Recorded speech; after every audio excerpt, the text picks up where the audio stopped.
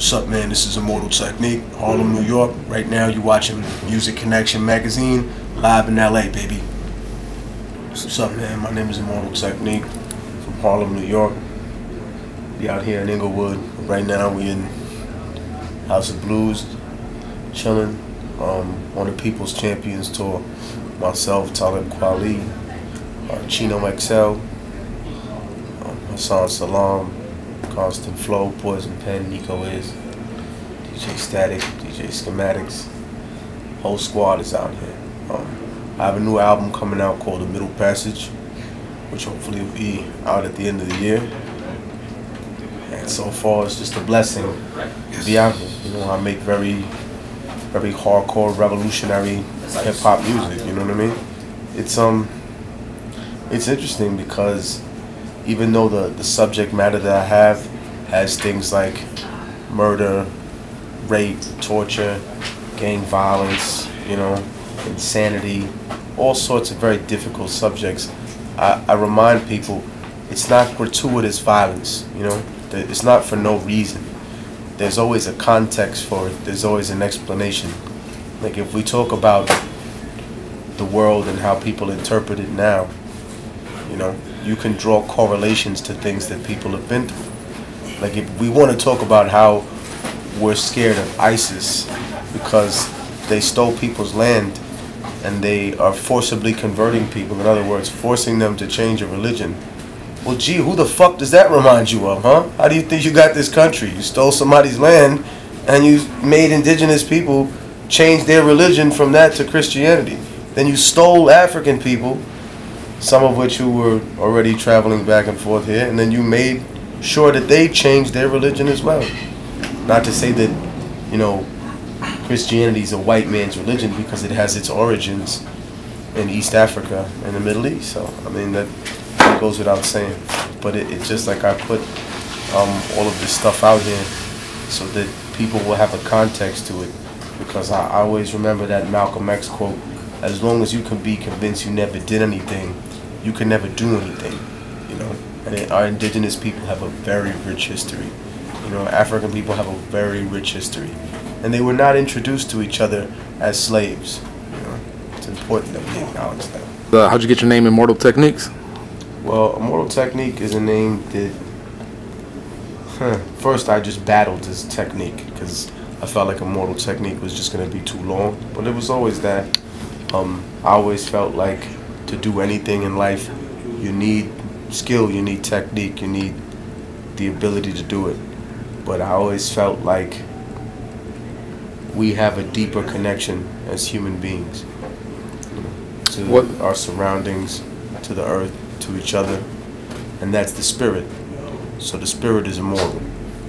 That's basically the premise, Immortal Technique. So the spirit will outlive everything else and will come back again, and hopefully come at a time in which it's needed the most, you know, which is probably now, because things are pretty fucked up.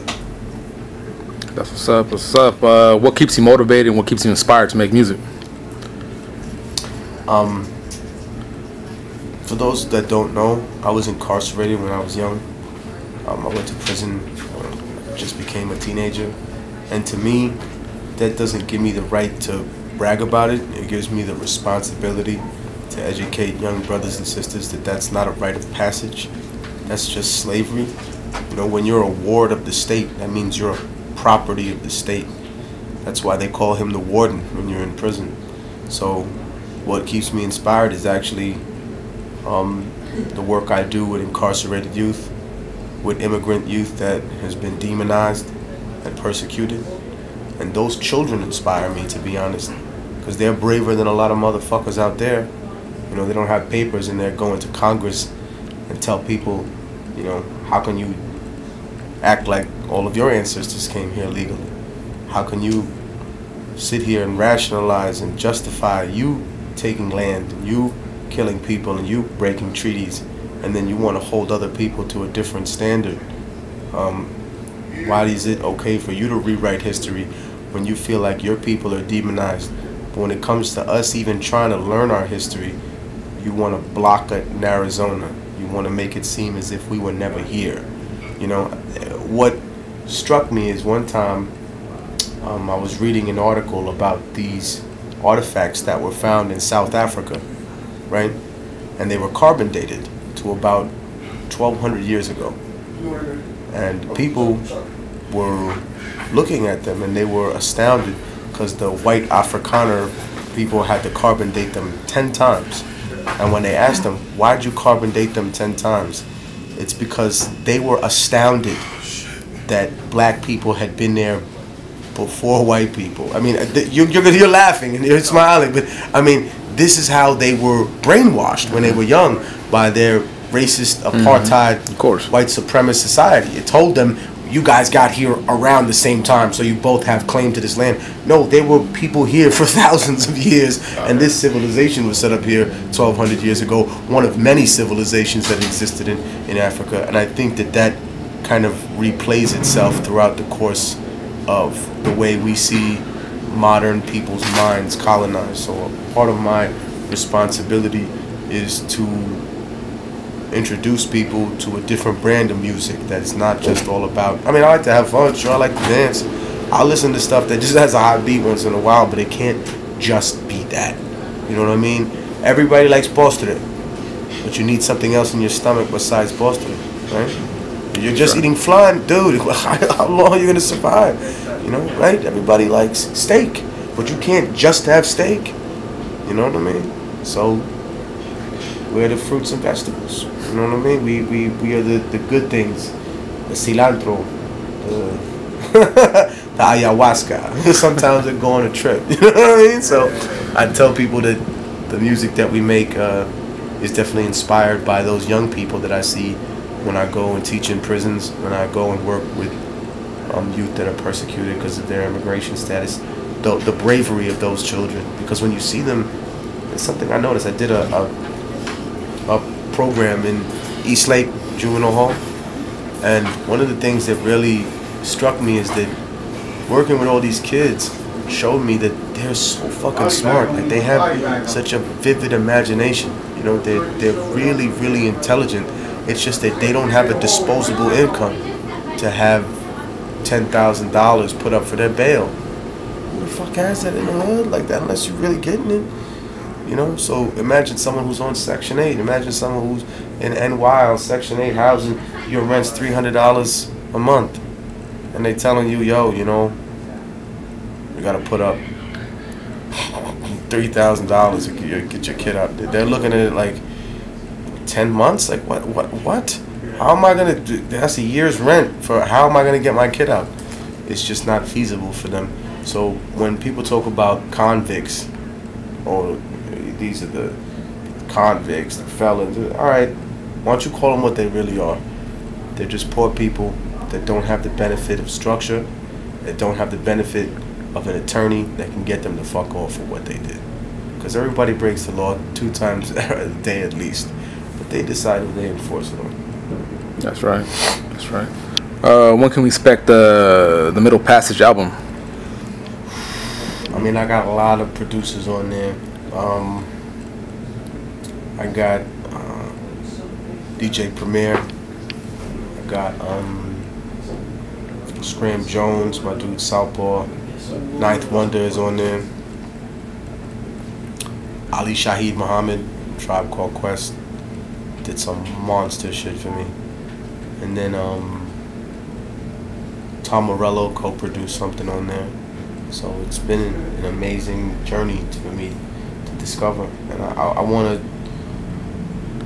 to break down a lot of barriers that I feel are still up. You know, like coming from an East Coast experience, being mostly Peruvian, but being that my mother's black on the father's side, I always grew up with an understanding and a love for both indigenous and to never be ashamed of African culture. And I think what I like to bring here to the West Coast is hopefully bringing those communities that have been separated closer together, you know, because those people have a lot more in common than they do apart. And the things that keep them apart are people that want to keep us divided. That colonial European Spanish mentality that says, oh, well, those, you know, you might be a dirty Indian, but at least you're not a Negro. That's some 1622 shit when you were in chains, dude. Don't subscribe to that. Don't think the first time indigenous and an African person met was in the bottom of a boat. And at the same time, I tell black people, don't fall for that okey doke right wing lie where they go and tell you, oh, these Mexicans are taking your jobs. You gotta protect America. They're not worried about protecting you. Don't let them fool you. Think about protecting America. You saw we're about to perform in Mesa, Arizona.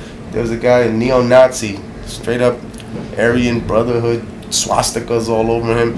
He shot 6 people. He got tased, right? Little black kid steals from a fucking store, and he's gunned down. Judge, jury, and execution. Playing with a toy gun and shit. The Mexican guy has his hands up in Washington. And I seen it. He gets blasted. Oscar Grant on the floor, hands behind his back. Boom. Yeah. You know, and the sad part is that I'll close with this. That they get murdered twice. Right? Our people get murdered twice. The first time by the system, and the second time by the media, because they always come up with some show. You know, he's a thug.